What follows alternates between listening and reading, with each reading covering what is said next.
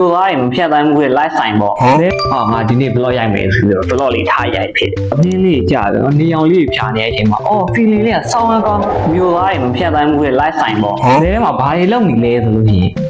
တောသားဆိုတော့ကျွဲကြောင်းနေရတယ် streamer ဖြစ်ပြီးတော့ကျွဲကြောင်းနေရလားဆိုပြီးတော့မင်းနေကျွဲတဲ့ကောင်ရဲ့ဈေးကအခုထွက်နေတဲ့ iPhone 17 Pro Max တော့မှ AC ကောက်ဝယ်လို့ရတယ်နော်မင်းအထင်မသေးနဲ့တောသားဆိုပေမဲ့အထင်မသေးနဲ့မင်းကျွဲကြောင်းလာလဲပြင်းနေပြင်းဒီတိုင်းပဲထားခဲ့လိုက်တော့တယ်မင်းသွားရင်ကြီးကသွားဆိုပြီးတော့ Oh my god ဘယ်ချိန်နဲ့တက်နေဖုန်းနေလေ No အဲ့လိုဖြစ်လို့မရဘူးစေးဝါရမယ်ရှင်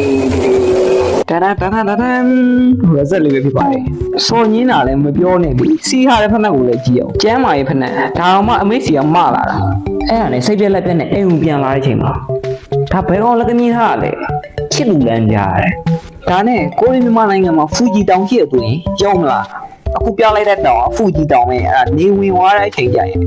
ဆန်းဆက်ကစောင်းလာတယ်အဲ့ဒါနဲ့ပတ်သက်ပြီးဒီကောင်ကကျွန်တော်ရဲ့တငယ်ချင်းနဲ့တောင်သွားတူနေ